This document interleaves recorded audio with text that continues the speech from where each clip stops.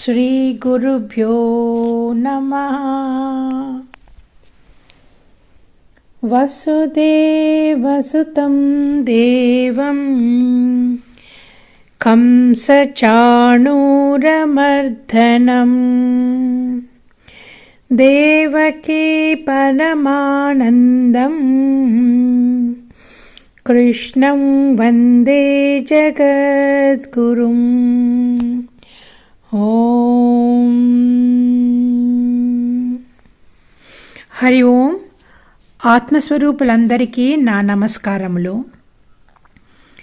ఈవేళ మనము 8వ అధ్యాయము అక్షర పరబ్రహ్మ యోగం గురించి మాట్లాడుకుందాము. ఇంట్లో అర్జునుడు అడిగాడు, ఓ పురుషోత్తమ, బ్రహ్మ అనట్టే ఏమిటి? ఆధ్యాత్మ అనగా ఏమి? కర్మ అనగా ఏమి? అధిభూతం అని దేనికి పేరు? అది దైవం అని దేనిని అంటారు? ఈ శరీరంలో ఎవరు అధియజ్ఞము? ఆ మరణ సమయమున మనసు చలింపకుండా భగవంతుణ్ణి ఎలాగా తెలుసుకోవాలి అని ఈ ప్రశ్నలు అడిగారన్నమాట. అప్పుడు శ్రీకృష్ణ పరమాత్మ అంటున్నారు, బ్రహ్మం అంటే సర్వశ్రేష్ఠుడు, శాశ్వతుడు అని. అధ్యాత్మము అంటే జీవాత్మ. సృష్ట్యాది కార్యాలనే కర్మ అంటారు. దేనికి ఉత్పత్తి వినాశనం ఉన్నదే దానినే అధిభూతాలు అంటారు, అంటే నామరూపాలు. అది దైవం అంటే సాక్షి చైతన్యం. అండ్ అది యజ్ఞం అంటే అన్ని శరీరాల్లో అంతర్యామిగా ఉన్న నేనే వాసుదేవుడనే అది యజ్ఞుడును అన్నారన్నమాట. అని అంటున్నారు. ఆ మరణ సమయంలో ఎలాగ నిన్ను తెలుసుకోవాలని అర్జునుడు అడిగాడు కదా, సో దానికి అంటున్నారు ఆయన, ఎవరు మరణ సమయంలో నన్నే స్మరించుతూ ప్రాణాలు వదులుతారో వాళ్ళు నా స్వరూపాన్ని పొందుతారు. కానీ ఎప్పుడు వేరే దేవతల్ని స్మరించుతూ ఉంటే ఆ దేవతల దగ్గరికే వెళ్తారన్నమాట. సో ఇప్పుడు గొంగళి పురుగు ఉన్నది అంటే ఆ గొంగళి పురుగుకి తుమ్మెదంటే భయం అంట. సో ఆ గొంగళి పురుగు ఆ గూటులో చేరుకోగానే ఎప్పుడు ఆ తుమ్మెద గురించే ఆలోచిస్తుందంట. సో అందువల్ల ఆ లోపల అలాగా ఆలోచించి ఇంకా తుమ్మెద రూపంలోనే పొంది బయటకు వచ్చేస్తుంది ఆ గుడిలోంచి. అందుకే అన్నారు ఆయన, ఈ జీవితం ఫుల్గా ఎవడు భగవంతుణ్ణే స్మరిస్తాడో అతడు ఖచ్చితంగా అమరత్వాన్ని పొందుతాడు. కానీ ఎవరు ఆ శరీరం మీదే మనసు, నేను ఇలాగుండాలా, నేను ఇలా చక్కగా ఉండాలా, నేను బాగా కనపడాలా, ఎంత వయసు అయినా సరే మనుషులు ఇంకా శరీరం చిన్నపిల్లలాగే కనబడాలా అని ఏదేదో చేస్తూ ఉంటారనమాట. వాళ్ళు మళ్ళీ శరీరమే వాళ్ళకి దొరుకుతుంది. కానీ ఎలాంటి శరీరం? మళ్ళా మనిషి శరీరం దొరకాలంటే ఒక మహాత్ముడు అన్నారు 1000 సంవత్సరాలు పడుతుందంట. ఆ మధ్యలో ఏమవుతుంది? ఆ మధ్యలో ఎన్నెన్నో రకాల శరీరాలు ఉన్నాయి కదా, కుక్క, నక్క, పాము, ఏనుగ, చీమ, ఇలాంటి శరీరాలు ఒకటి తర్వాత ఒకటి. ఎందుకంటే మనం చేసుకున్న కర్మలన్నీ ఉన్నాయి కదా, ఆ పాపకర్మలన్నీ పోవాలి అంటే ఇలాంటి శరీరాలనే అనుభవించాలి. ఈ శరీరాలు చాలా దుఃఖమైన శరీరాలు అన్నమాట. సో అలాగవుతుంది మన శరీరం శరీరం శరీరం అని ఉంటేనే, నేను ఇలాగుండాలా, నేను అలాగా ఉండాలి అనేసి. మళ్ళా ఇంకొక తప్పు ఏమంటే, ఈ కాలంలో చాలామందికి పెంపుడు కుక్కలు ఉంటాయి. ఇంకా పెంపుడు కుక్కలను చూసుకొని మనసు అదేలాగా అయిపోతుంది అన్నమాట. సో మనం భాగవతంలో చదివాం కదా, ఒక మహాత్ముడు, ఒక మహారాజు, ఆయన గొప్ప భక్తుడు. ఆ మహారాజు ఆయనకి ఇంకా చాలు, నేను వెళ్ళి అరణ్యానికి వెళ్ళి తపస్సు చేసుకోవాలా అని అనిపించినప్పుడు ఏంటి, ఆయన కార్యక్రమాల్ని, ఆయన రెస్పాన్సిబిలిటీని అంతా కొడుకులకి అప్పగించేసి ఆయన వనవాసానికి వెళ్ళిపోయారన్నమాట, వానప్రస్థానికి. సో అక్కడ వెళ్ళిపోయి ఆయన ఇంతకుముందే గురువుగారి దగ్గరంతా ఆయన ట్రైనింగ్ అయిపోయింది ఎలాగ చేయాలి అనేసి. సో ఆయన వెళ్ళిపోయి ఆయనే ఈ అరణ్యంలో తపస్సు చేసుకుంటూ ఉన్నారన్నమాట. సో ఆ తపస్సులో కూడా ఆయన చాలా పెరిగిపోయారు, చాలా వెరీ హై లెవెల్కి హీ ప్రోగ్రెస్డ్. సో ఒకరోజు ఏమైందంటే, ఒక జింక, గర్భిణీ జింక అక్కడ ఏదో పులి అరుస్తుందని భయపడిపోయి ఆ పరిగెట్టడంలో అక్కడున్న రాయికి తగులుకొని నీళ్ళలో పడిపోయింది. అప్పుడు నీళ్ళలో పడిపోయినప్పుడు ఈయన చూస్తూ ఉన్నారు. అది పడిపోయాక ఆ లేడీ ప్రసవించింది అన్నమాట, చిన్న పాపని. సో అప్పుడు ఆ లేడీ చనిపోయింది. ఇప్పుడు ఈ భరత మహారాజు అక్కడ కూర్చొని మెడిటేట్ చేస్తున్నప్పుడు ఈ శబ్దం విని కళ్ళు తీశారన్నమాట. అప్పుడు ఆయన చూశారు, అయ్యో తల్లి చనిపోయింది, ఈ చిన్న లేడీకి ఏమవుతుందని కరుణతోటి తీసుకొచ్చారు ఆశ్రమానికి. తీసుకొచ్చి ఇంకా దాని సంరక్షణ చేశారన్నమాట. చూసుకోవడము, అన్నీ గడ్డి పెట్టడము, ప్రీతిగా తడమడము, మాట్లాడించడము, అన్నీ ఎక్కడికైనా వెళితే కూడా తీసుకెళ్ళడము, ఇలాగ చేసి ఇంకా ఆయన మనస్సు లేడీ మీద పడిందన్నమాట. ఆ లేడీ సంరక్షణే అస్తమానోని. ఆ లేడీ గంతులు చూసి ఎంతో సంతోషపడిపోయేవారు ఆయన యజ్ఞం చేస్తుంటే ఆ లేడీ అక్కడి నుంచి దూక్కొని ఆయన మీద ఎగిరిదంట. అప్పుడు ఆయన దాన్ని పక్కాకి తీసేస్తే కూడా మళ్ళా వెంటనే అయ్యో ఏం చేస్తానే ఆయన తల అటే పెళ్ళిది. ఆ యజ్ఞంలో ఆయన ఫుల్గాని మనసు ఫోకస్ చేయలేకపోయారన్నమాట. ఇంకా అలాగే చేసి ఏమైందంటే, ఒకరోజు ఆ లేడి పిల్ల ఇంకా అరణ్యానికి వెళ్ళి వెళ్ళిపోయింది. ఇంక వాళ్ళ స్వభావం కదా, వాళ్ళ పాటుకు వెళ్ళిపోతూ ఉంటారు. సో వెళ్ళిపోయింది అనమాట. ఇక్కడ భరత్ మహారాజుకి భయం వేసింది, అయ్యయ్యో ఏమైపోయిందో, ఆ లేడీని ఏ పులి తినేసిందో, ఏ నక్క తినేసిందో అని ఇంకా అదే యోచనలో అంతా వెళ్ళి తిరిగి చూశారన్నమాట. వెతికారు అరణ్యంలో, ఎక్కడా కనబడలేదు. ఇంకా ఆయన ఆశ్రమానికి వచ్చేసి ఒకలాగా బెంగపడిపోయింది, ఏమైపోయిందో, ఈ చలిలో ఏం చేస్తుందో, వర్షంలో ఎలాగున్నదో, ఏ పులి తినేసిందో, ఇలాగే పెట్టుకొని ఈయనని బెంగెట్టుకొని మంచం ఎక్కేశారన్నమాట. ఇంకా మనసు ఫుల్గా ఆ లేడీ మీద ఉన్నది, ఆ జింక పిల్ల మీద, పరమాత్ముడి మీద లేదు. ఆ మనసు ఆ జింక ఆకారం చెంది ఆయన మరణానంతరం జింక కడుపులో పుట్టారన్నమాట. భగవద్గీతలో పరమాత్మ చెప్పారు కదా, ఏ సాధకుడు నన్ను తలంచుకుంటూ ఉంటాడో నాతో వస్తాడో, కానీ మధ్యలో ఆ యోగానికి ఆటంకం కలిగింది అంటే అప్పుడు ఆయన చనిపోయాక మళ్ళా శరీరంలో పుట్టినప్పుడు ఇప్పుడు చేసిన సాధన అంతా జ్ఞాపకం ఉంటుంది. ఆ మరుజన్మలో ఆ సాధనను అలాగ ముందుకు తీసుకెళ్తారని. అలాగే భరత మహారాజు ఈ జింక కడుపులో పుట్టాక ఆయనకు ఆ జ్ఞాపకం ఉంది, ఆ సాధన అంతా జ్ఞాపకం ఉంది.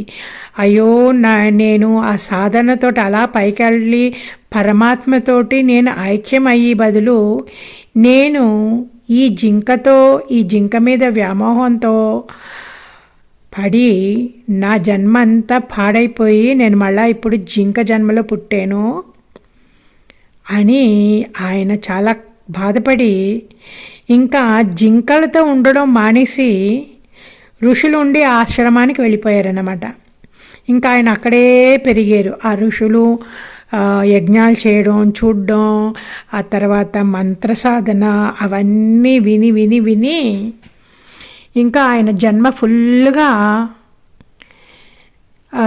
ఆ సాధనలోనే ఉండి ఇంకా జింక జీవితం అయిపోయాక ఆ మరణం తర్వాత మళ్ళా మనిషి జన్మ ఎత్తి మంచి బ్రాహ్మణ కుటుంబంలో పుట్టి ఆయన సాధన ముందుకు వెళ్ళి ఆయన ఈవెన్చువల్లీ పరమాత్మలో లీనమైపోయారన్నమాట.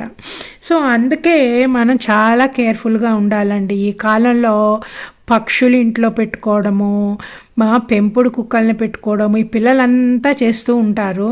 చేసేసి వాళ్ళ ఆఫీస్కి వెళ్ళిపోవడమో స్కూల్కి వెళ్ళిపోవడమో వెళ్ళిపోతారు. ఇంకా ఇంట్లో ఉన్నవాళ్ళు ఆ కుక్కల్ని చూసుకోవడం అన్నమాట. ఇంకా ఇలాగే మన మనసు కూడా ఇంక కుక్కల వైపు వెళ్ళిపోతుంది. సో మనం చాలా జాగ్రత్తగా ఉండాలన్నమాట. సో కృష్ణ పరమాత్మ అన్నారు, అర్జున నీ అదృష్టానికి నువ్వే కర్త.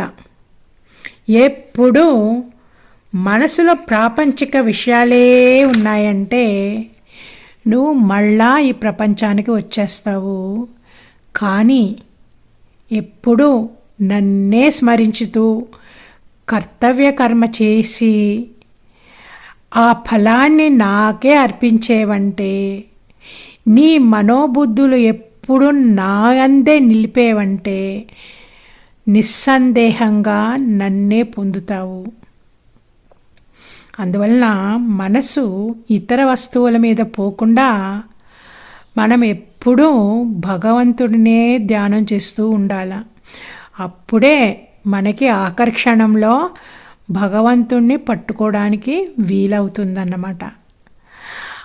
ఇంతకాలం ఉన్నంతకాలం ఆ సామాను ఈ సామాను వీళ్ళు వాళ్ళు అని వెళితే ఆఖరిని మన మనసులో 5 వచ్చేస్తాయి. సో అందువల్ల మనం చాలా జాగ్రత్తగా ఉండాలండి. మనకి మరణం ఎప్పుడు వస్తుందో మనకి తెలియదు అన్నమాట. అందువల్ల ఎప్పుడు ఆ మంత్ర సాధనలో ఉండాలా. మనం ఏ పని చేసినా సరే మన శరీరం, మన చేతులు కాళ్ళు మన ఇంద్రియాలతో పని చేయాలే కానీ మనసులో మటుకు ఎప్పుడు ఆ పరమాత్మనే దర్శించుతూ ఉండాలా. ఎప్పుడు ఆ పరమాత్మనే దర్శించుతూ ఉన్నామంటే మరణ సమయంలో సునాయాసంగా ఆ పరమాత్మలోనే మనము లీనమవుతాము. సో శ్రీకృష్ణ పరమాత్మ అన్నారు, ఎప్పుడూ సర్వజ్ఞుడు, శాశ్వతుడు, అణువు కంటేను సూక్ష్మమైనవాడు, సూర్యుని వలె నిత్యంగా ప్రకాశించువాడు, వాడినే స్మరించు. ఎప్పుడూ భగవంతుడిపైనే మన దృష్టి ఉండాలా. అలాంటి పరమభక్తుడు అంత్యకాలమున యోగ బలం చేత ఆ బ్రుకుటి మధ్యన, అంటే 2 కనుబొమ్మల మధ్యన, ఆ బ్రుకుటి మధ్యన ప్రాణాలు స్థిరంగా నిలిపి నిశ్చలమైన మనసుతో భగవంతునినే స్మరించుతూ దివ్య రూపమైన పరమాత్మని చేరుకుంటారు. కొంతమంది పరమాత్మని ఎప్పుడూ వాళ్ళ మనసులో చూస్తూ ఉంటారన్నమాట. అన్ని ద్వారాల్ని బంధించి మనసు హృదయంలో నిలిపి ప్రాణవాయువుని మనసులో నిలిపి ధారణ, భగవంతుని మీద ధారణ అభ్యసించు ఉన్నవాళ్ళు తప్పకుండా నన్ను చేరుకుంటారు. ఓకే. సో ఆయన ఇంకొక విషయం చెప్పారు. ఏం చెప్పారు? ఈ ఓంకారాన్ని ఉచ్చరించుతూ ఉన్న వాళ్ళు వాళ్ళ మనసు ఎప్పుడు నాపైనే స్థిరంగా ఉంటుంది. ఎప్పుడు శరీరాన్ని విడుచుతారో అప్పుడు ఖచ్చితంగా పరమాత్మనే పొందుతారు అన్నారన్నమాట. ఓకే. ఇప్పుడు ఈ ఓంకారం శబ్ద బ్రహ్మన్ అది ఎలాగ మనసులో పెట్టుకోవాలంటే అండి, కేచరి ముద్ర ఉన్నది అని చెప్పాను కదా, ఆ కేచరి ముద్రతో మనము టైం ఉన్నప్పుడంతా కూర్చొని ఆ కేచరి Mudra, it's very easy to do. ఆ కేచరి ముద్ర మనం చేసేమంటే మనసు ఈజీగా లోపలికి వెళ్ళి లాక్ అయిపోతుంది. అప్పుడు మనకి మన అంతర్ధ్వని, మన శరీరంలో ఉండి ధ్వని ఓంకారం, మనమంతా ఓంకారం నుంచే పుట్టామన్నమాట. సో ఆ ఓంకారం మన మనసులో, మన చెవిలో వినబడుతూ ఉంటుందన్నమాట కంటిన్యూస్గా. అది కంటిన్యూస్గా ఉంటే కూడా మనకి వినబడదు, ఎందుకంటే మన మనసు ఎప్పుడు బయటే ఉన్నది. సో ఇప్పుడు మనం కేచరి ముద్ర చేసి ఇలాంటి సాధన చేసామంటే మనసు ఆ సౌండ్కి మన అంతర్ధ్వని వింటూ ఉంటుందన్నమాట. ఆ అంతర్ధ్వని వింటూ వింటూ వింటూ ఇంకా ఎంత ఆ ఫోకస్ అంత ఎక్కువ అయినప్పుడు ఎలాగుంటుందంటే వట్టి ఆ ధ్వనియే వినబడుతుంది, కానీ ఆ చుట్టుపక్కల ఉన్న ధ్వనులు వినబడవన్నమాట. సో అంటే ఏంటి? మనసు స్థిరపడింది, మనసు బ్రహ్మంలో స్థిరపడింది, ఓంకార శబ్దంలో స్థిరపడింది, శబ్ద బ్రహ్మలో స్థిరపడింది. ఆ శబ్ద బ్రహ్మలో మనం ఉన్నప్పుడు మనకి లోపల ఆత్మ సాక్షాత్కారం అవుతుంది. దివ్యమైన ప్రకాశం మనకు కనబడుతుంది. మనం ఇంకా దాంట్లోనే ఉండాలన్నమాట. మన దాంట్లోనే ఉన్నామంటే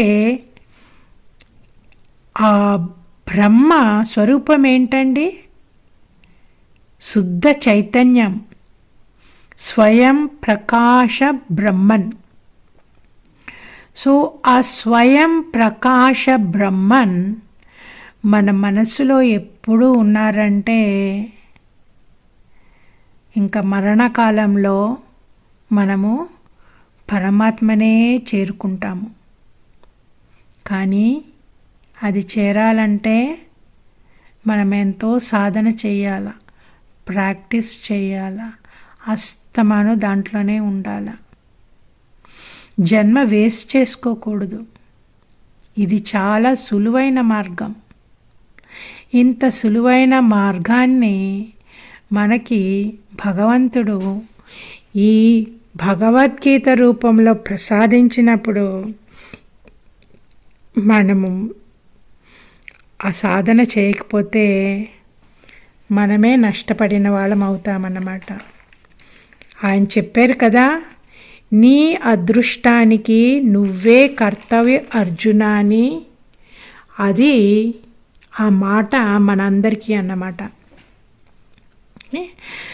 సో ఇప్పుడు పరమాత్మ అంటున్నారు, నన్ను పొందిన మహాత్ములకు ఇంకా తిరిగి జన్మ ఉండదు, వాళ్ళు నాలో లీనమైపోతారు. ఇప్పుడు పుణ్యకార్యాలు చేసి స్వర్గలోకాలకి వెళ్ళడం కానీ బ్రహ్మలోకానికి కానీ వెళ్ళిన వాళ్ళు, ఆ జీవులు తిరిగి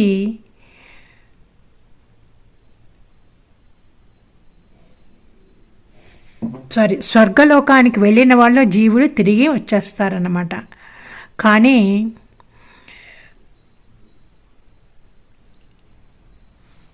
నన్ను పొందిన వారికి, నా స్వరూపంలో లీనమైన వాళ్ళకి తిరిగి జన్మ అనేది లేదు అన్నారన్నమాట. సో అప్పుడంటే ఏంటి? మనము కృషి చేయాల. కృషి చేస్తే ఋషులు అవుతారు అన్నారు చూసారా? అలాగా మనము ఈ శబ్ద బ్రహ్మన్ ఓంకారం మీద మెడిటేట్ చేసి చేసి చేసి లోపల ఆత్మ సాక్షాత్కారం పొంది ఇంకా దాంట్లోనే మన మనస్సు లీనమైపోయిందంటే ఖచ్చితంగా మనకి మోక్షం లభిస్తుంది. సో ఇది చెప్పి శ్రీకృష్ణ పరమాత్మ అంటున్నారు, ఈ బ్రహ్మగారి పగటి కాలంలో ఆయన సృష్టి చేస్తారంట. రాత్రి అంతా ఆ సృష్టి ఫుల్గా లీనమైపోతుంది. ఈ ప్రాణులు వాళ్ళకి స్వాధీనం లేక ఇంకా ఎన్ని కోట్ల సార్లు పుట్టుక మరణం అనే చక్రంలో చిక్కుకుపోయి విలవిల్లాడుతూ ఉంటారన్నమాట. కానీ మనసు శాశ్వతమైన పరమాత్మలో స్వాధీనం చేసుకొని పుట్టేమంటే, మన మనసు స్వాధీనం చేసుకొని పరబ్రహ్మలో ఎప్పుడూ సాధనలో ఉన్నామంటే, ధారణ ధ్యానంలో మనం కానీ ఉన్నామంటే వాళ్ళు ఉన్నతమైన స్థానానికి చేరుకొని మళ్ళా తిరిగి రారు. ఆయన అంటున్నారు, ఈ ఉన్న నామరూపాలన్నీ పరమాత్మలోనే ఉన్నవి. ఆ అవ్యక్త పురుషుడిని ఎవరు అనన్య భక్తితో సర్వదా ధ్యానం చేస్తారో వాళ్ళకి పరమాత్మ ప్రాప్తి సులువుగా లభిస్తుందంట. ఇప్పుడు పరమాత్మ ఈ 2 రకాల ఆ జీవుల మరణం తర్వాత ఏ దోవలో వెళతారని ఆయన వివరిస్తున్నారు. సో ఆయన అన్నారు, అర్జున, మనుషులందరికీ ప్రాణులందరికీ 2 గతులు ఉన్నాయంట, శుక్లగతి అండ్ కృష్ణగతి అని. శుక్లగతిలో ఎలాగుంటుందంటే వెలుతురు, ఆ మార్గం ఫుల్గా వెలుతురు ఉంటుంది. సో అగ్ని నుంచి వెలుతురు, అది hole area looks like a పగలు. శుక్లపక్షము 6 నెలల్లో ఉత్తరాయణం అంటారు. అది ఎప్పటి నుంచి? జనవరి 15 నుంచి జూలై 2 వరకు అన్నమాట. సో బ్రహ్మజ్ఞానం పొందిన వారు చనిపోయిన తర్వాత బ్రహ్మ దగ్గరికే వెళతారు. ఇదే ముక్తి మార్గం. దీనికి మించిన మార్గం వేరేమీ లేదు. కానీ అజ్ఞానులు అవిద్యలో ఈ కోరికలతో కొట్టుమిట్టులాడుతున్నవారు వాళ్ళకి ఏమవుతుందంటే, వాళ్ళు కృష్ణగతి ద్వారా ఆ దారి ఎలాగుంటుందంటే ఫుల్గా పొగ. అది రాత్రికాలం, కృష్ణపక్షము, సూర్యుని యొక్క 6 మాసాలు దక్షిణాయనం అన్నమాట. ఆ దక్షిణాయనంలో ఆ త్రోవలో చంద్రప్రకాశం ఉంటుంది. కానీ వీళ్ళు పుణ్యం చేసి ఉంటారు కదా, అందరికీ కొంత పుణ్యాలు ఉంటాయి కదా, వీళ్ళు స్వర్గానికి వెళ్తారు. ఆ స్వర్గంలో అనుభవించాక మళ్ళా భూలోకానికి తిరిగి రావాల. తిరిగి వచ్చి మళ్ళా మనిషి జన్మ రావాలంటే ఎంతకాలం ఉందో అంతకాలము పశువులు, పక్షులు అలాంటి శరీరాల్లో వాళ్ళు చేసుకున్న పాపమంతా అనుభవిస్తారంట. ఓకే, సో ఇప్పుడు ఏమంటే, జ్ఞానం ఉన్నవాళ్ళు, గొప్ప దైవ భక్తులు, వాళ్ళు ఉత్తరాయణ కాలంలో చనిపోతారో, శుక్లగతి దక్షిణాయన కాలంలో చనిపోతారో, it doesn't make any difference అంట. ఎందుకు? వాళ్ళ మనసు ఎప్పుడు భగవంతుడిలోనే లీనమైంది. అందువలన వాళ్ళు ఖచ్చితంగా భగవంతుడినే చేరుకుంటారు. అందువల్ల మనం ఎప్పుడు భక్తితోటి ఎప్పుడూ భగవంతుణ్ణే స్మరించుకుంటూ భగవంతుడిని కథలే వినుకుంటూ కీర్తనలే పాడుకుంటూ మన మనసు అదుపులో పెట్టుకొని ఎప్పుడు శ్రీకృష్ణ పరమాత్మ పాదాల దగ్గరే ఉంచితే మనకి డెఫినెట్గా శ్రీకృష్ణ పరమాత్మనే పొందుతాము. మనము దక్షిణాయనంలో చనిపోయేమో, ఉత్తరాయణంలో చనిపోయేమో, రాత్రే చనిపోయేమో, పగలే చనిపోయేమో, it doesn't make any difference. మనం ఎప్పుడూ మన మనస్సు శుభ్రంగా ఏమి రాగద్వేషాలు లేకుండా మొత్తం 100% అనన్య భక్తి శ్రీకృష్ణ పరమాత్మ పాదాల ముందే మనం పెట్టుకున్నాము అంటే మనకి ఇంకా ఆలోచించి భయపడవలసిందంతా ఏమీ లేదన్నమాట.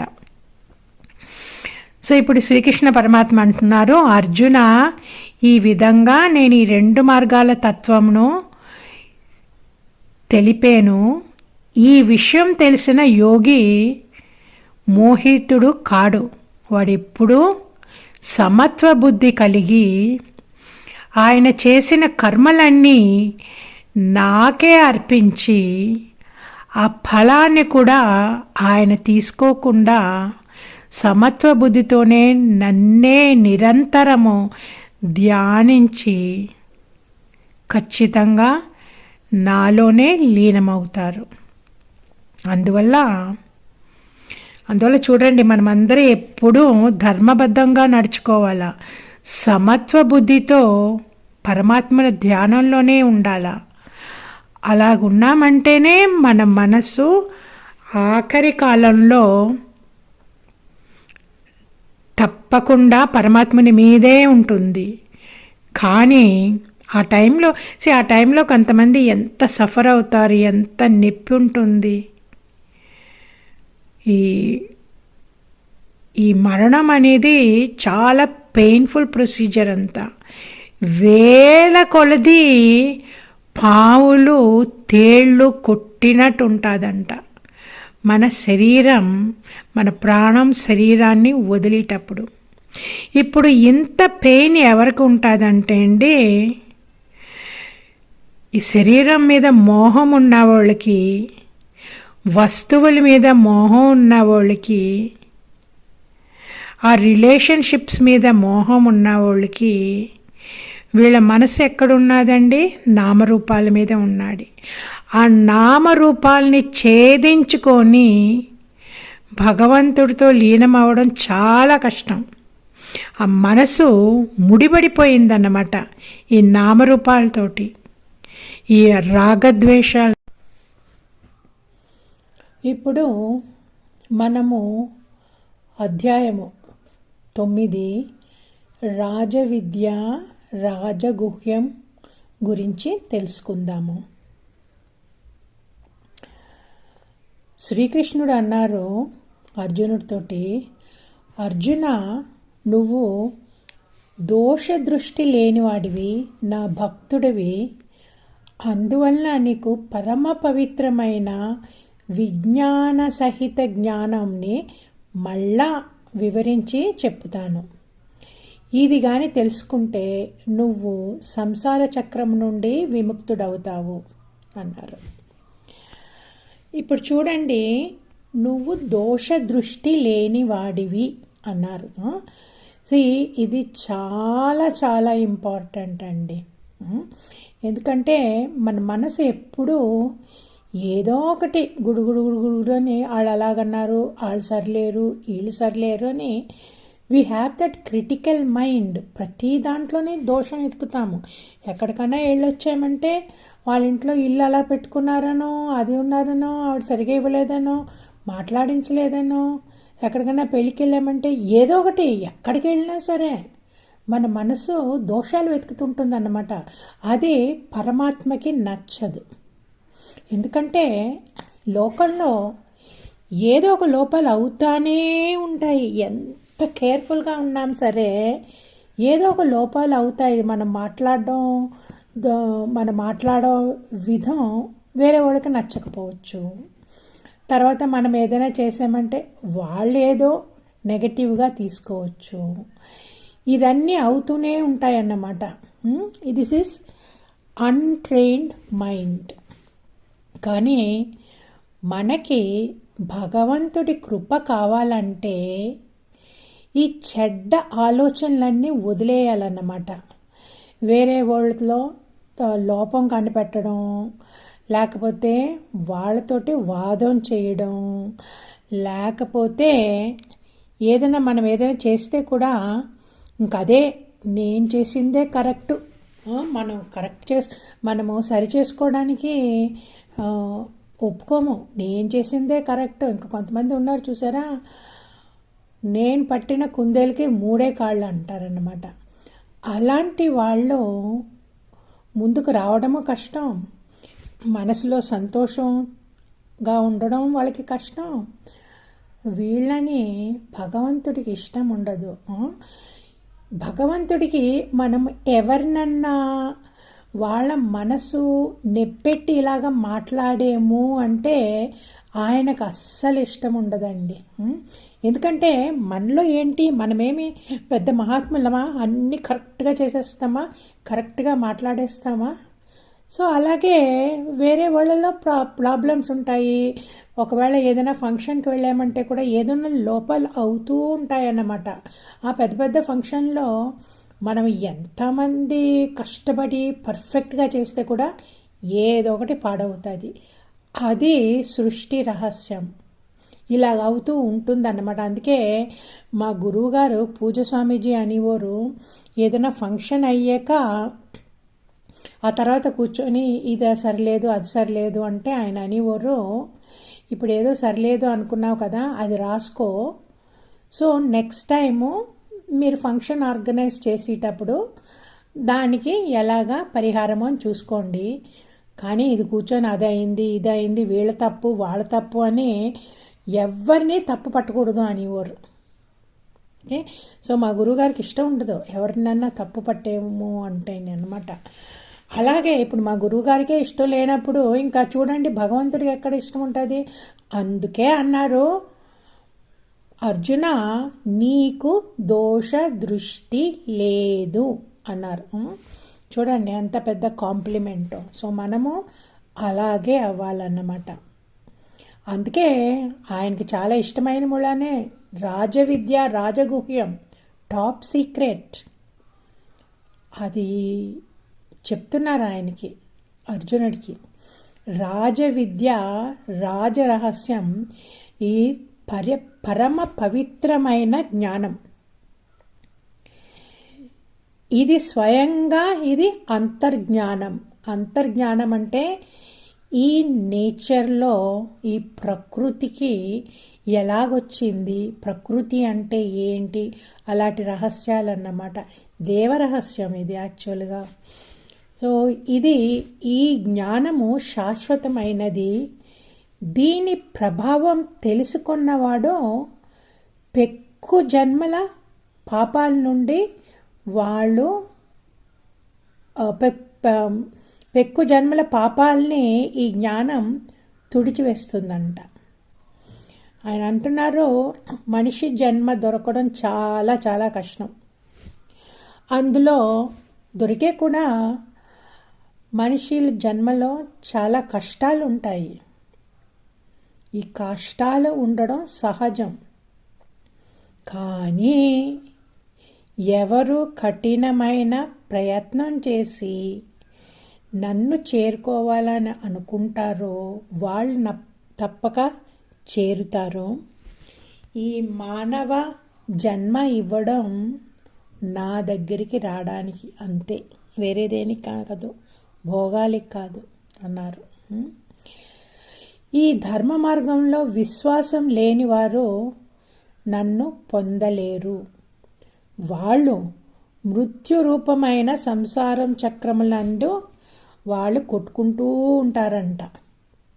చూడండి, ఇప్పుడు అన్నారు కదా, నేను ఇచ్చి ఈ ధర్మ మార్గంలో విశ్వాసం లేకపోతే నన్ను పొందలేరు అనేసి. ఇలాంటి విషయాలు ఎన్నిసార్లు చెప్పారు భగవంతుడు ఇన్ని చాప్టర్స్లో. ఏదో ఒక చోట ప్రతి అధ్యాయంలో ఒక మాట చెప్తారన్నమాట. నా మాట విని దాన్ని అనుసరించిన వారు నన్నే చేరుకుంటారు, కానీ నా మాట వినని వాళ్ళు, అనుసరించిన వాళ్ళు నాశనం అయిపోతారు అని చెప్పారా లేదా? సో నాశనం అయిపోతారు అంటే ఏంటి? ఈ చక్రంలో, జనన మరణ చక్రంలో పడిపోతామన్నమాట. ఇంకా మళ్ళా ఎన్ని మృగాల, ఎన్ని పక్షుల, ఎన్ని కీటకాల జన్మలు ఎత్తాలో అవన్నీ దుఃఖ సహితం అన్నమాట. దాంట్లో ఇంకా సుఖమని లేదు. అట్లీస్ట్ మన మనుష్య జన్మలో ఏదో ఇన్ బిట్వీన్ కొంచెం సుఖం అనేది ఉంటుంది, కానీ ఈ పశుపక్షాది జన్మల్లో సుఖం అనేది లేదన్నమాట. ఆ పాపమంతాన్ని కరిగించుకోవడానికి అలాంటి శరీరాలు ఇస్తారు. సో అందుకే ఆయన అన్నారు చూడండి, నేను చెప్పిన మాట వినకపోతే నశించిపోతారు అనడం అంతే అన్నమాట. ఇదే. ఆ తర్వాత అన్నారు, ఈ జగత్తు అంతా నిరాకార పరబ్రహ్మ అయిన నా చేతనే పరిపూర్ణమయ్యింది. ఇప్పుడు చూడండి, ఈయన అన్నారు నిరాకార పరబ్రహ్మమైన నా చేతనే పరిపూర్ణమయ్యింది అంటే ఏంటి? ఇప్పుడు అందుకే కదా భగవద్గీతలో శ్రీకృష్ణ ఉవాచ అంటం లేదు, భగవాను వాచ అంటున్నారు. అంటే శ్రీకృష్ణుడు అవతారం మనకి కనబడి అందమైన అవతారం, ఆకారం చిన్నది, కానీ దాని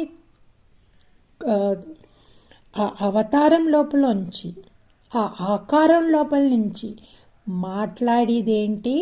పరబ్రహ్మ. ఈ గీత ఇచ్చింది ఎవరు? భగవాన్, సాక్షాత్ పరబ్రహ్మ. ఈ శ్రీకృష్ణుడి రూపంలోంచి మనకిచ్చారన్నమాట. అందుకే ఇది చాలా చాలా పవిత్రమైన జ్ఞానం. సాక్షాత్ భగవంతుడు ఈ జ్ఞానాన్ని ఇస్తున్నారు. అందుకే కదా అప్పుడు మాట్లాడినప్పుడు బిగినింగ్ ఆఫ్ ద చాప్టర్ ఏమన్నారు? పరమ పవిత్రమైన విజ్ఞాన సహిత జ్ఞానాన్ని నీకు వివరించి చెప్పుతాను. ఇది కానీ తెలుసుకున్నావంటే నువ్వు సంసార చక్రం నుండి విముక్తుడి అవుతావు అని. సో ఇంకా చాలా జాగ్రత్తగా వినండి ఆయన ఏమన్నారని.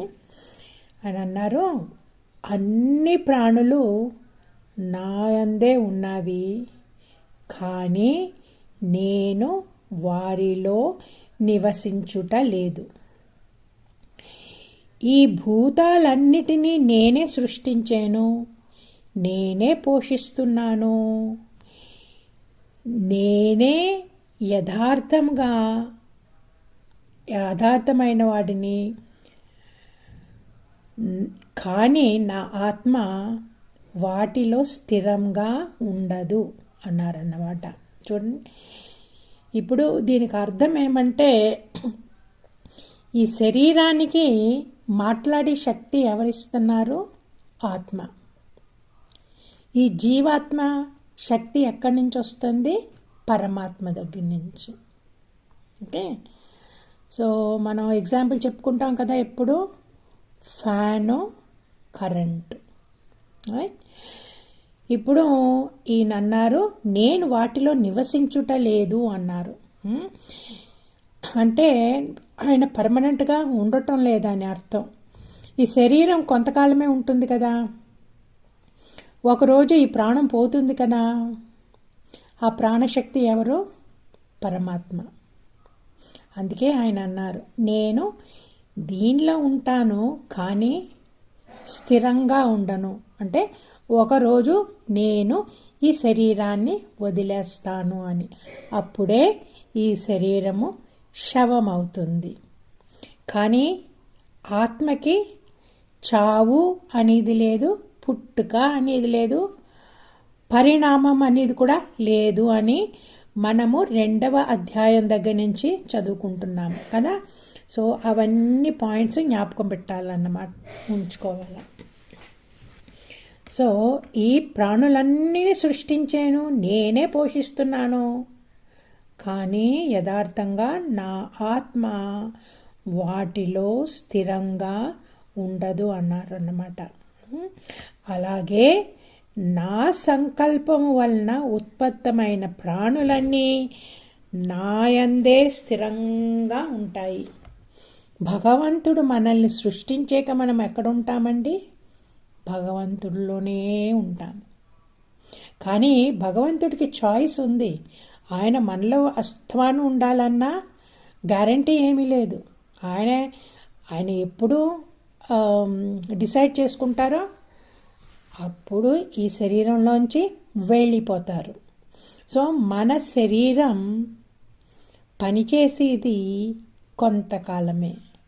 30 ఏళ్ళో, 60 ఏళ్ళో, 70 ఏళ్ళో, 90 ఏళ్ళో మనకి తెలియదు, భగవంతుడికే తెలుసు.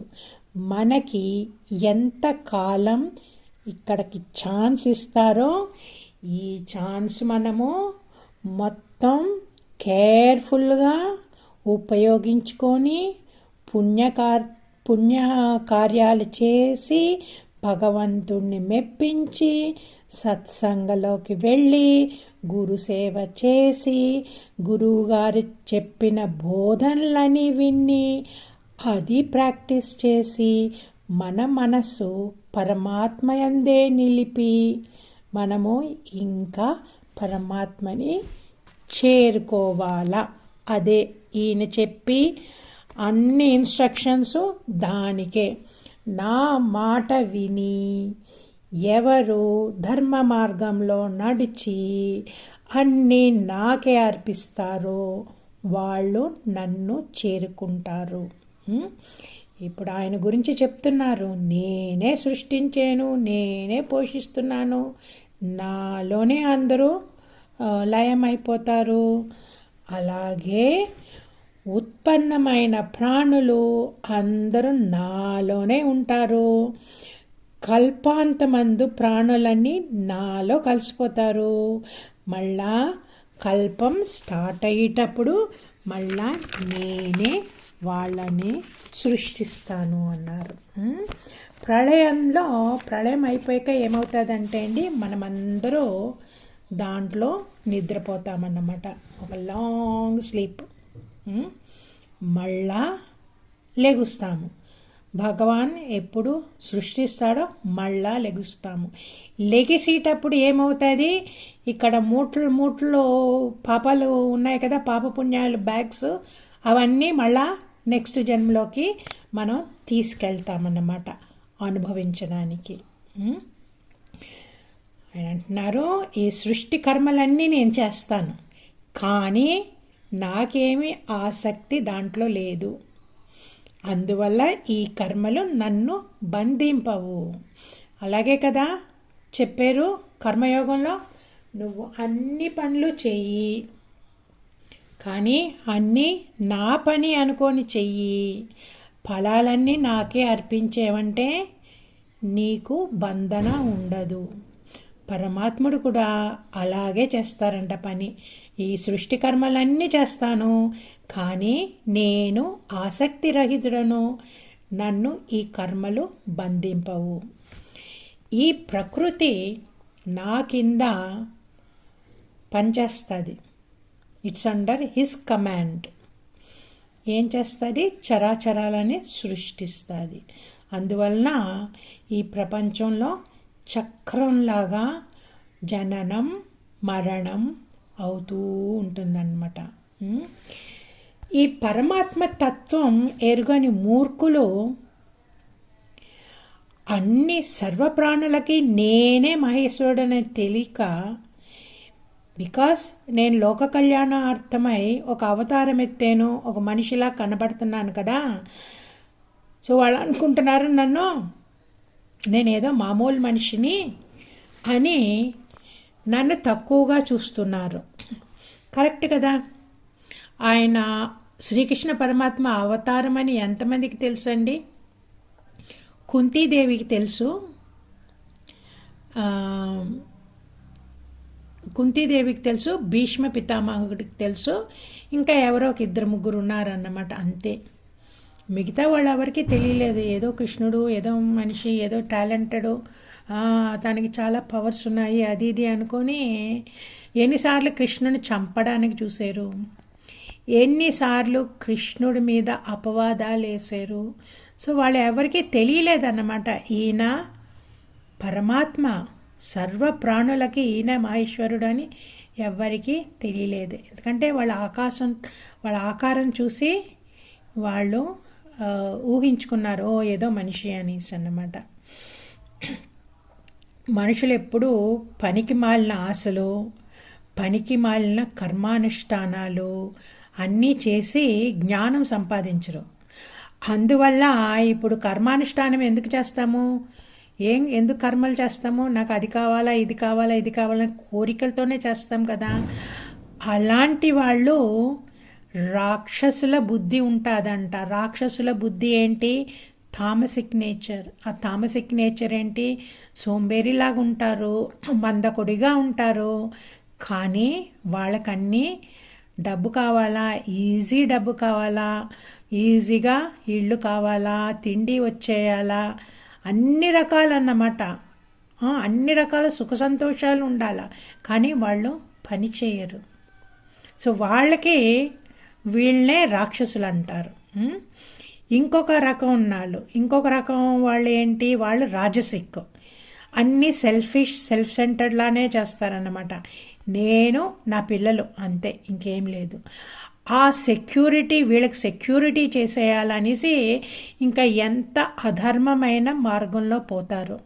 సో వాళ్ళని శ్రీకృష్ణ పరమాత్మ అంటున్నారు, వీళ్ళకి ఆసురి సంపత్. వీళ్ళు మోహంలో తేలియాడుతూ ఉంటారు. నేను అది చేశానంటే, అక్కడికి వెళ్ళానంటే చాలా బాగుంటుంది, నేను ఇవన్నీ చేర్చిపెట్టేసానంటే నా ఫ్యామిలీ ఫుల్గా సెక్యూరిటీ ఉంటుంది అనేసి.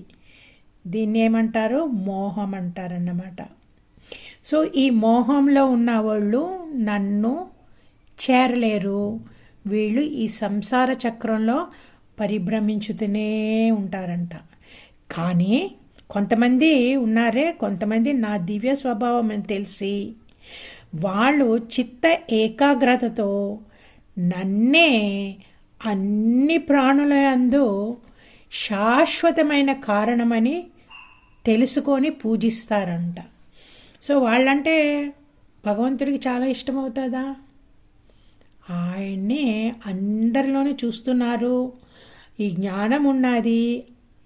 జ్ఞానం ఉన్నప్పుడు అందరిలో చూసేటప్పుడు భక్తితో ఉంటాము, వినయంతో ఉంటాము, కృతజ్ఞతతో ఉంటాము. అప్పుడు పరమాత్మకి చాలా ఇష్టమవుతుందన్నమాట. ఇదే రహస్యం అంటే, ఇదే అండి. మనుషులు ఎలాగ ఉండాలా, ఎలాగ ఉంటే పరమాత్మకి ఇష్టమవుతుంది, ఇంకెలాగ ఉంటే పరమాత్మునికి ఇష్టమవ్వదు అని అన్నమాట. అదే మనం ఎప్పుడు ఏ పని చేసినా సరే భగవంతుడికి ఇష్టమవుతుందా, ఇష్టమవ్వదా? ఇష్టం అవ్వదు అంటే మనము ఆ పని చెయ్యకూడదన్నమాట. నా భక్తులు ఎప్పుడూ నా గురించే ఆలోచిస్తారు, వాద్య బృందాలతో నన్ను కీర్తించుతారు, నన్ను చేరడానికి ప్రయత్నిస్తారు, నాకు పదే పదే సాష్టాంగ నమస్కారం చేస్తారు, సర్వదా నాందే ధ్యానంలో నిమగ్నులై ఉంటారు. వాళ్ళు అనన్య భక్తితో నన్నే సేవిస్తూ ఉంటారు. మరికొందరు యోగులు జ్ఞాన మార్గంలో నిర్గుణ నిరాకార పరబ్రహ్మని పూజిస్తారంట. వాళ్ళు అది మనసులో అన్నమాట. సో వాళ్ళు ఎప్పుడూ ఎలాగుంటారంటే, వాళ్ళకి జ్ఞానం ఉన్నది కదా, ఆ జ్ఞానంలో ఏంటి, జీవ ఈశ్వర ఐక్యం, జీవాత్మ పరమాత్మ ఒకటే. జీవాత్మ అనేది మన ఊహ అంతే. మనము ఈ శరీరానికి పరిమితి అయిపోయి నేను జీవాత్మ, నేను జీవాత్మ, నేను జీవాత్మ, ఆయన పరమాత్మ అనుకుంటున్నారంట. కానీ జ్ఞానం వచ్చి, ఇప్పుడు జ్ఞానం మనలో ఎప్పుడు బాగా ఉంటుందండి అంటే, మనకి మనసు పవిత్రమైనప్పుడే మనకి జ్ఞానము, మన జ్ఞాన నిష్టలో ఉంటాము. మన మనసుకి పవిత్రం అవ్వనంత వరకు మనకి జ్ఞాన నిష్ట దొరకదన్నమాట. అందుకే కదా మనము ఈ మనసు పవిత్రం చేసుకోవాలంటే అది సత్సంగలోనే అవుతుంది, లేకపోతే అవ్వదన్నమాట. అందుకే మనం ఏదైనా చేయాలంటే లైక్ మైండెడ్ పీపుల్తోనే మనం ఉండాలండి. అప్పుడే దాంట్లో మనము పైకి వస్తాము. ఇవన్నీ ఒక్కొక్కడే చేసుకుంటేది కాదు. ఇంట్లో కూర్చొని నేను లలిత సహస్రనామం ఇన్నిసార్లు చదివేస్తాను, ఇన్నిసార్లు పూజలు చేస్తాను, ఇన్నిసార్లు వ్రతాలు చేస్తాను అంటే ఏదో కొంచెం పర్వాలేదు, బాగానే ఉంటుంది. మనసు అటేపు ఇటేపు అనవసరమైన మాటల్లోకి వెళ్లకుండా ఏదో భగవంతుడి మీద కొంచెం ఉంటుందన్నమాట. కానీ ఇంకా మనం అక్కడే ఉండిపోకూడదు. ప్రైమరీ స్కూల్ అయిపోయింది, మిడిల్ స్కూల్ అయిపోయింది, ఇంకా మనం హై స్కూల్కి వెళ్ళాలా లేదా? వట్టి సహస్రనామాలు చేసుకొని, ఉపవాసాలు వండుకొని, వ్రతాలు చేసుకొని నేనే చేసుకుంటానంటే ఆ కాలంలో 8వ క్లాస్ చదివేస్తే స్కూల్ ఫైనల్ అయిపోయినట్టు అన్నమాట. ఇప్పుడు 1940s ఇంకా ఆ లెవెల్లోనే ఉంటామన్నమాట. సో అందుకే మనం ఇంకా పైకి వెళ్ళాలా, పైకి వెళ్ళి జ్ఞానాన్ని సంపాదించాలా అంటే సత్సంగంలో ఉండి తీరాలన్నమాట. సో వీళ్ళు ఈ జ్ఞానయోగులు ఏం చేస్తారంటే ఆ జ్ఞాన నిష్టలో ఉంటారు.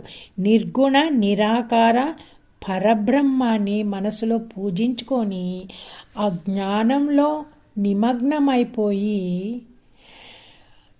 వాళ్ళ నిజస్వరూపము, భగవంతుడి నిజస్వరూపము ఒకటే. ఓకే, అంటే ఏంటి, నేను అనేది లేదు, ఉండేదంతా పరమాత్మే. వాళ్ళు అహం బ్రహ్మాస్మి అని దాని మీద ధ్యానం చేస్తూ ఉంటారన్నమాట.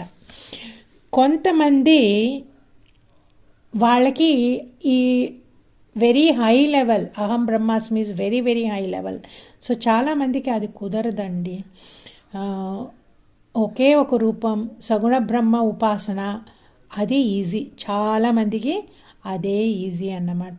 ఇంకా కొంతమంది కొంచెం ఎక్స్పాండ్ అయిన వాళ్ళు ఉంటారు. వాళ్ళు విరాట్ స్వరూపాన్ని భక్తితో ఉపాసించుతుంటారు.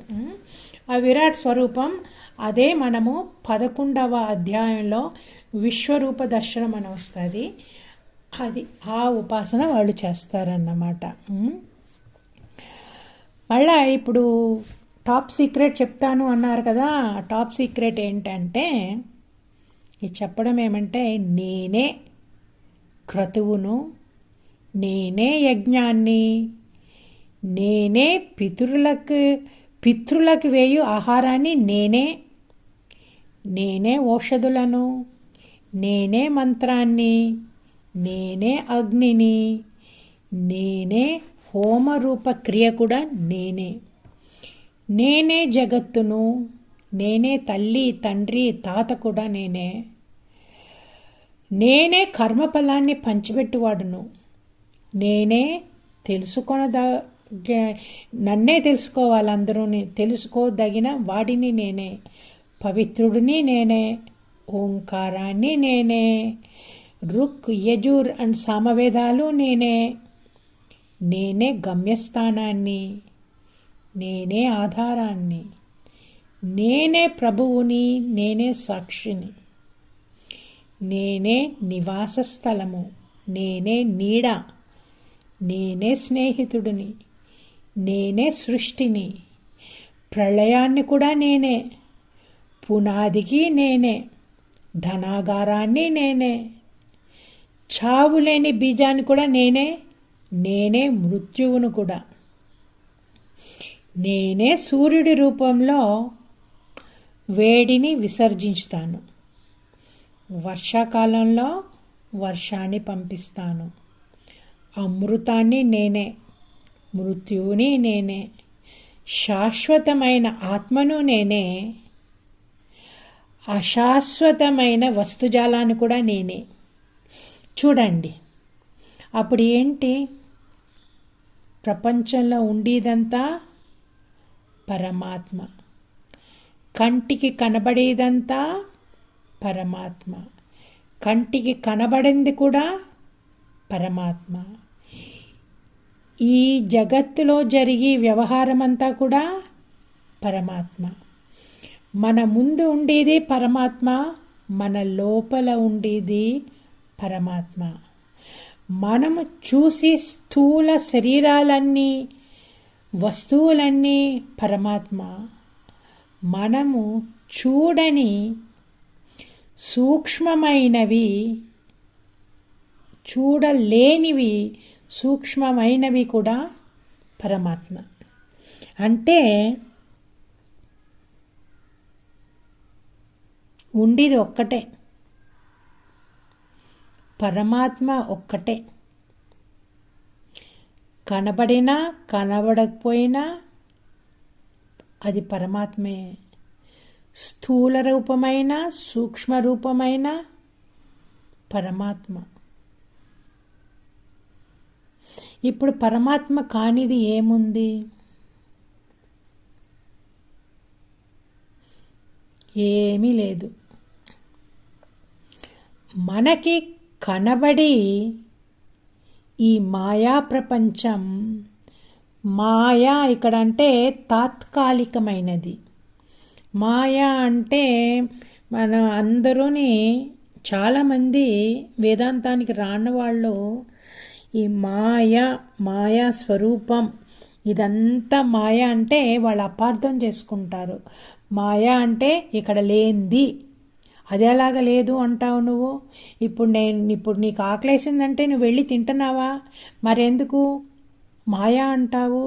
సో ఇక్కడ మాయ అంటే ఏంటంటే తాత్కాలికమైనది, రైట్?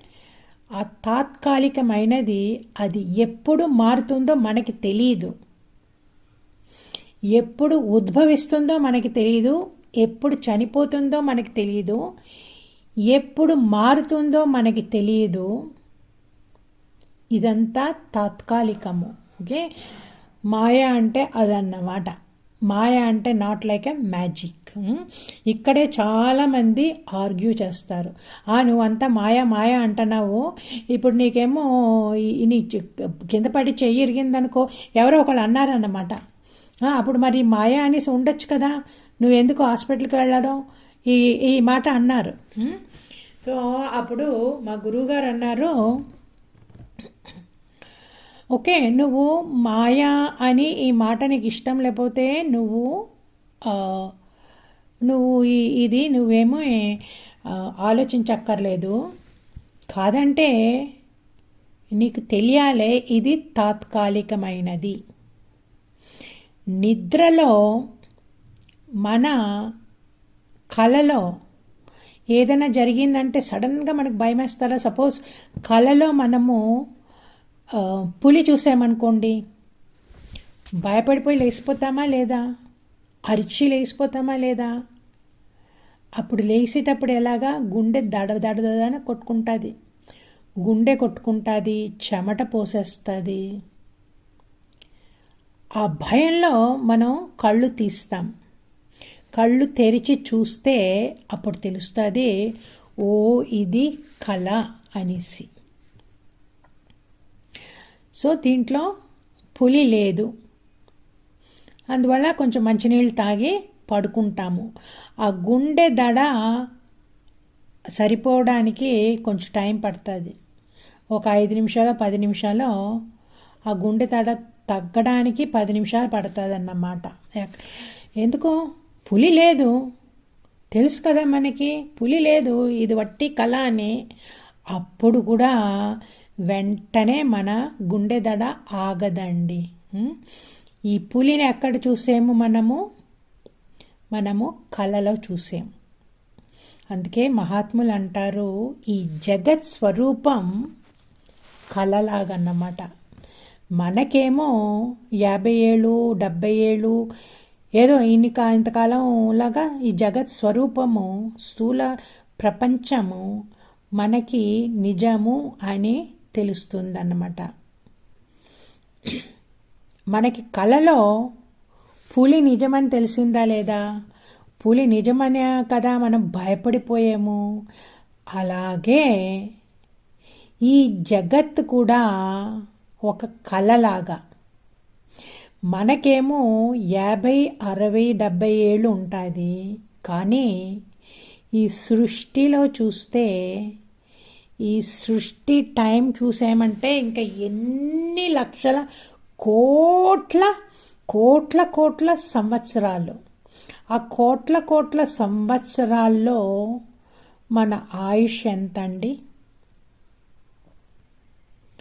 ఇప్పుడు నిద్రలో ఉన్నవాడికి కళ ఎన్ని నిమిషాలు? 30 సెకండ్సో 1 మినిటో ఉంటుంది. మన 70 సంవత్సరాల్లో ఆ 30 మినిట్సో 30 సెకండ్సో 1 మినిటో ఎంతసేపు? చాలా కొంచెంసేపే కదా. కానీ ఆ కొంచెంసేపే ఎంత భయపెట్టేసిందో చూడండి.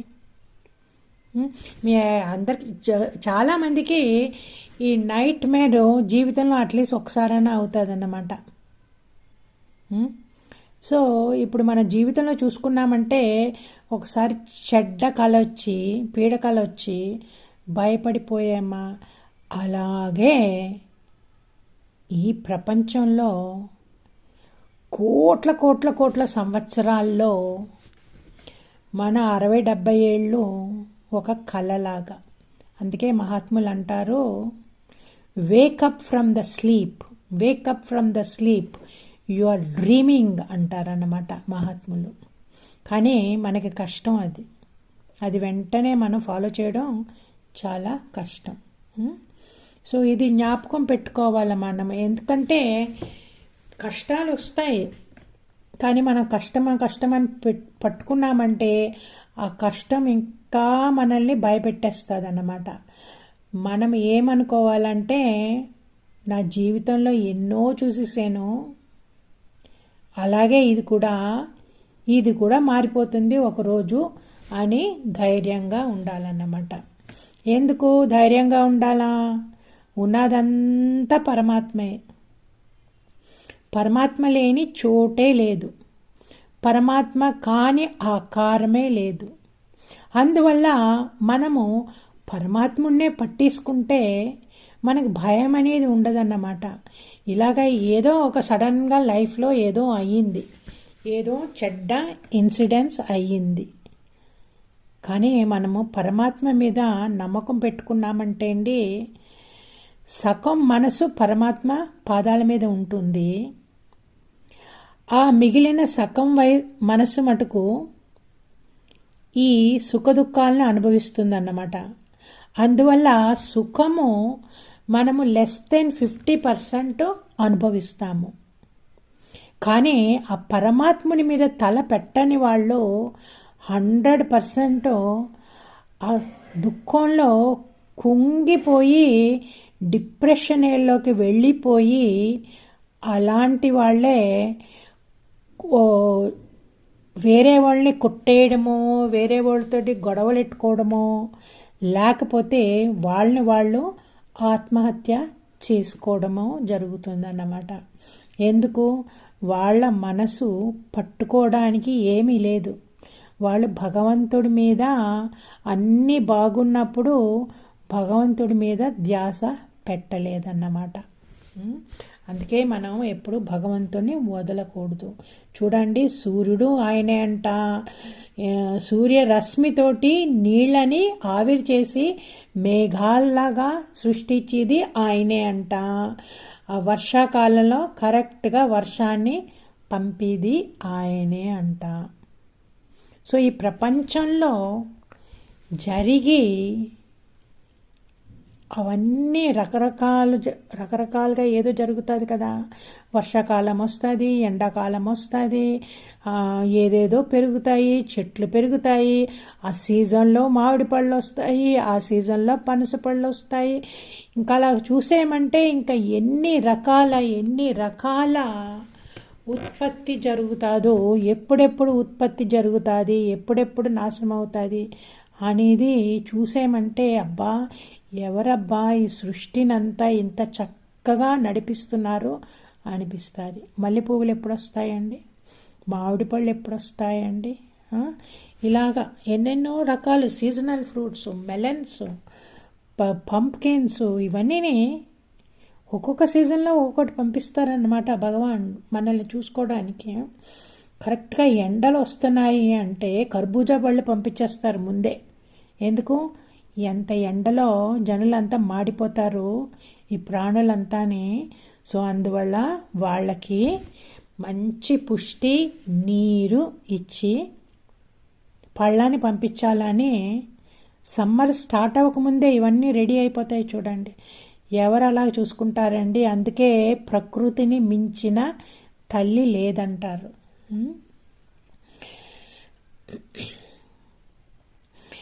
అలా అంటున్నారు. ఈ వేదాలు తెలిసిన వాళ్ళు, సోమపానం చేసేవాళ్ళు నన్ను పూజిస్తారు, కాదంటే వాళ్ళకి కోరికలు ఉంటాయి.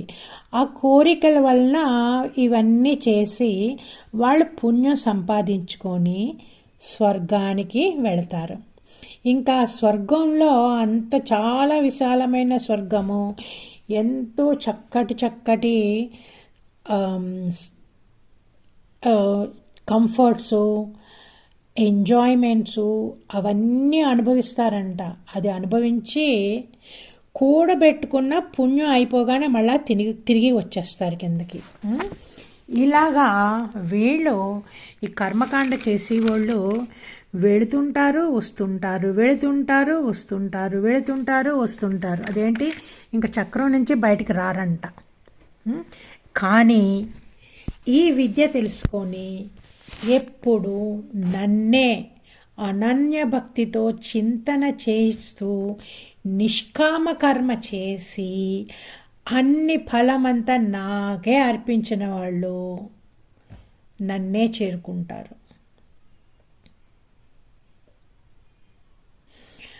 వాళ్ళకి తెలీదు, ఏ దేవతల్ని పూజించినా సరే ఆ దేవతలకి ఆ పవర్ ఇచ్చేది కూడా నేనే. కానీ ఆ దేవతల్ని పూజించే వాళ్ళు నాకు అది కావాలా, ఇది కావాలా అంటారు కదా. సో అందువల్ల వాళ్ళ కోరికలు నెరవేర్చడానికి వాళ్ళకి ఆపర్చునిటీ ఇస్తాను. కానీ ఆ కోరికలు వెనకాల వెళ్ళిన వాళ్ళు ఇంకా అగ్నిలో ఆజ్యం పోసినట్టు అన్నమాట. ఒకటి తర్వాత ఒకటి ఇంక కావాలనే ఉంటుంది.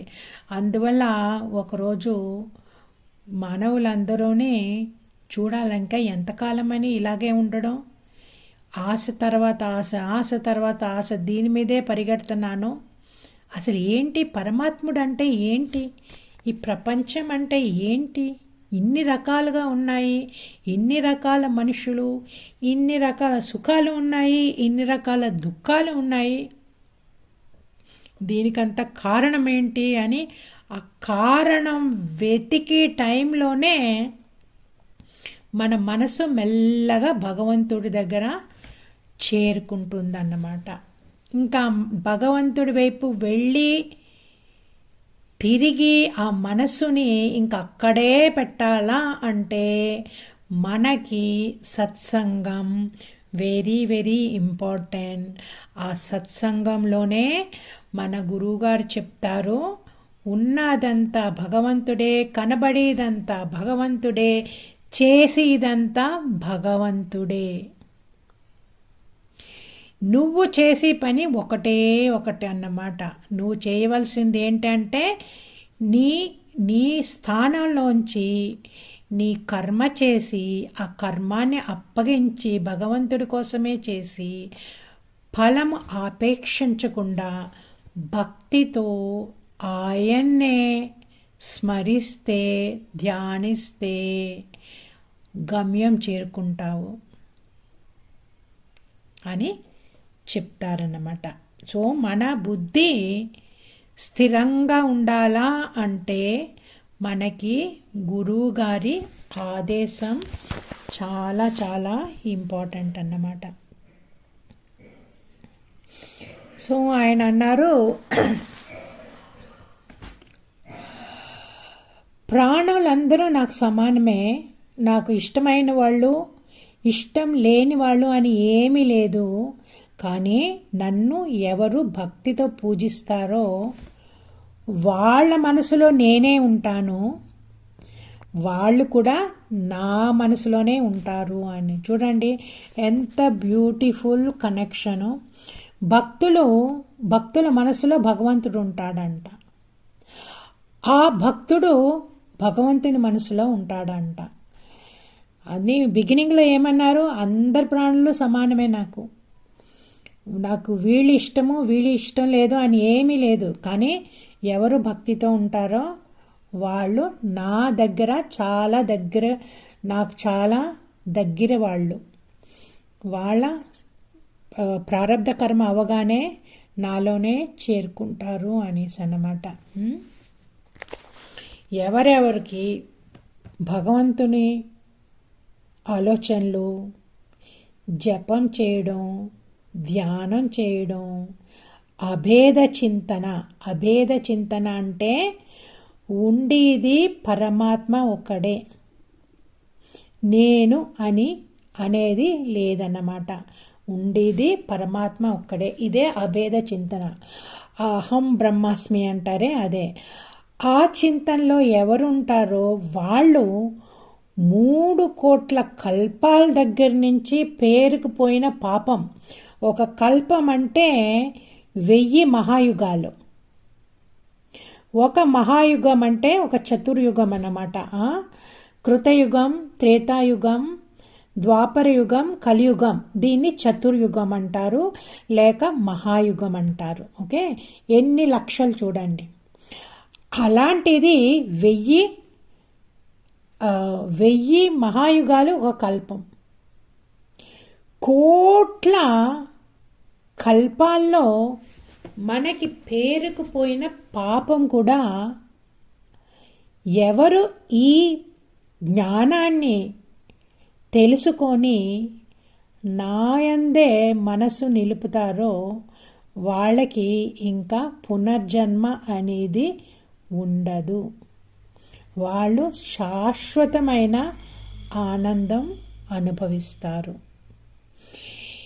ఎవరన్నా పాపాలు చేస్తూ ఉండి కూడా సడన్గా ఈ సత్సంగకు వచ్చి గురువు ఆదేశంలో జ్ఞానబోధ విని నన్నే స్మరిస్తూ ఉంటాడో వాళ్ళ పాపాలు కూడా పోయి వాళ్ళు నా భక్తుడు అవుతారు అని శ్రీకృష్ణ పరమాత్మ అన్నారన్నమాట. నన్ను శరణు చెందినవారు ఎంత పాపిష్లైనా సరే, ఎలాంటి పాపయోనిలో జన్మించినా సరే, వాళ్ళు నన్ను శరణు పొందితే వాళ్ళు డెఫినెట్గా పరమగతినే పొందుతారంట. సో ఇప్పుడు మనం చేయవలసింది ఏంటి? భగవంతుడి అందే మనసు నిలపాల, మనము భక్తుడు అవ్వాలా. ఆయన్నే ఎప్పుడు పూజిస్తూ ఆయన్నే ఎప్పుడు స్మరిస్తూ ఉన్నామంటే మనమందరూ కూడా భగవంతుడినే చేరుకుంటాము. ఇదే మాట శ్రీకృష్ణుడు అన్నారు, భగవానుడు అన్నారు అర్జునతో, అర్జున నువ్వు నాయందే మనసు నిలుపు, నా భక్తుడవు కమ్ము, నన్నే పూజించు, నన్నే నమస్కరించు, నన్నే నీ మనసులో ఎప్పుడు ధ్యానించు.